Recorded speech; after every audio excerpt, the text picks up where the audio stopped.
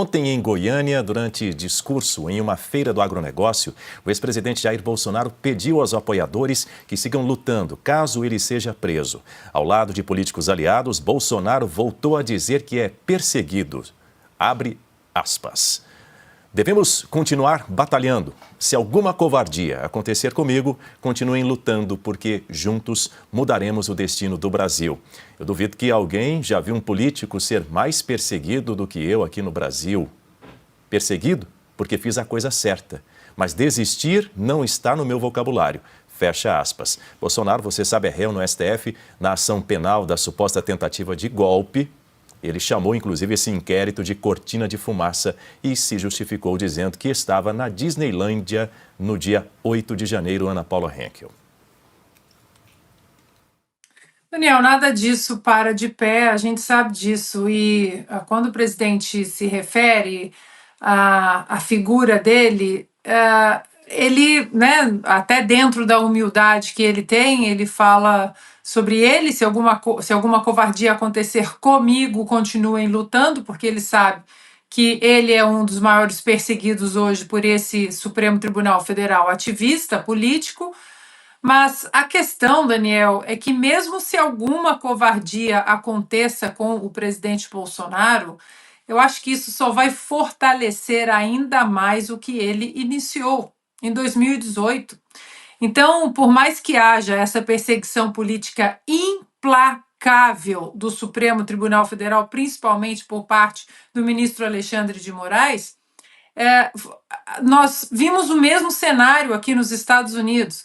Claro, guardadas as devidas proporções do cenário americano, político, do cenário brasileiro, as duas figuras também são bem diferentes, que todas as diferenças sejam colocadas também de lado um pouco, mas uma coisa há em comum e que é muito óbvio hoje para quem acompanha a política com o lawfare sempre como um ponto principal na história toda. Aqui nos Estados Unidos, durante 2 anos, Donald Trump foi perseguido de maneira implacável, da mesma maneira, inclusive com parte do judiciário americano sendo usado para que ele não concorresse, para que ele não entrasse na corrida à presidência americana.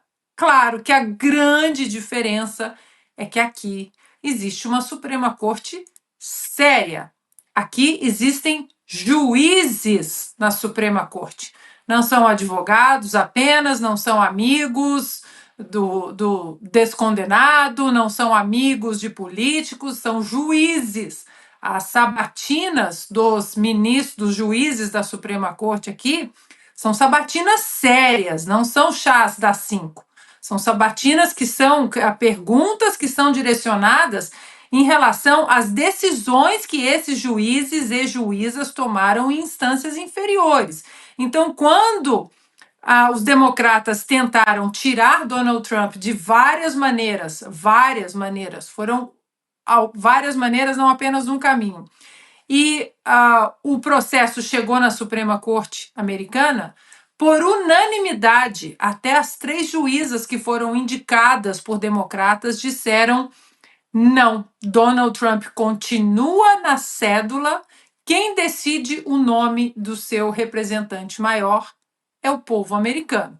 No Brasil, nós não temos esse luxo, mas a perseguição é a mesma. E quanto mais tentavam tirar Donald Trump, mais ele crescia nas pesquisas, mais pessoas que eram ditas que estavam ali, né, na ala dos independentes vieram para o lado do Donald Trump. E o mesmo acontece no Brasil, Daniel.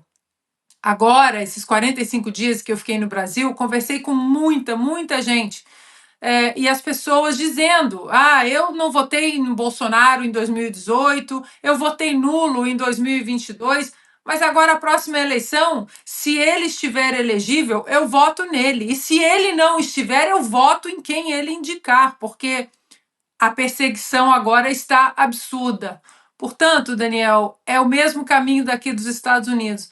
O nome Jair Bolsonaro pode até não estar nas cédulas em 2026 por questões políticas e de perseguição política.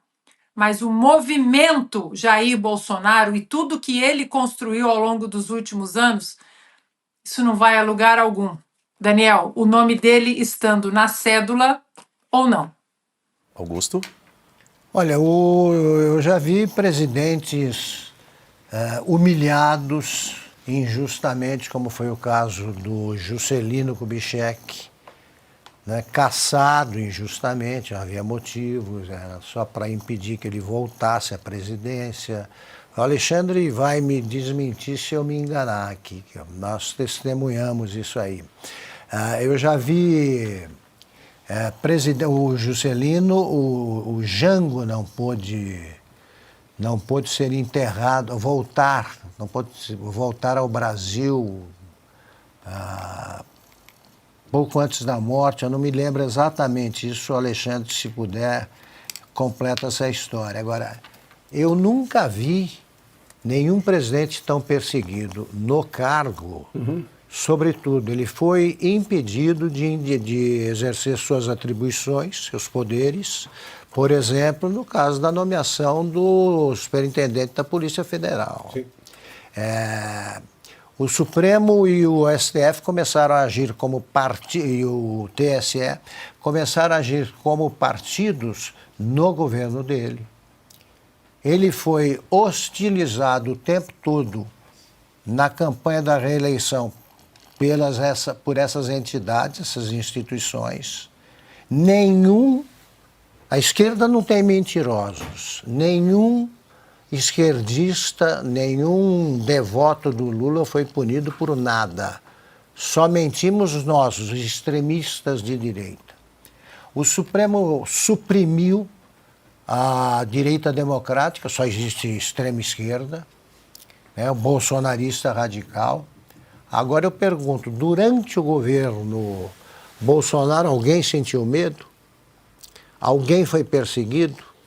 Ele mandou prender alguém? Ele perseguiu gays, por exemplo? Ele chamaram até de pedófilo, né? Tentaram chamá-lo de pedófilo. Alguma mulher foi perseguida pelo Bolsonaro? Alguém na rede alguém perdeu acesso a uma rede, a qualquer plataforma? Se falava em regulação das plataformas, da internet? Havia algum preso político? Havia algum exilado político? É só comparar. A liberdade que existiu no governo Bolsonaro foi total. Essa liberdade, quando começam a deformar substantivos que se bastam, não precisam de adjetivos, quando eles começam a adjetivar, pode desconfiar. Liberdade com responsabilidade. O que é isso?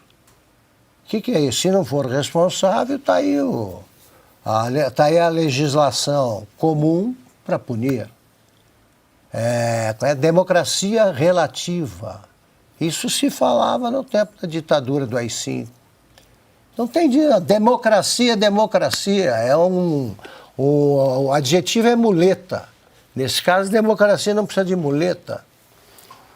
Liberdade, democracia, sabe? O direito, a liberdade de expressão, não existe crime de pensamento, não existe crime de opinião, não se comete crimes com palavras, assim, só crimes contra a honra, e para isso existem artigos que enquadram cada caso. Então, o Bolsonaro é o radical e os liberais de agora é que recriaram o medo que só se sente quando você não tem segurança jurídica. Você sabe que pode ser preso por não ter feito nada, além de se opor ou criticar o comportamento de quem erra o tempo todo.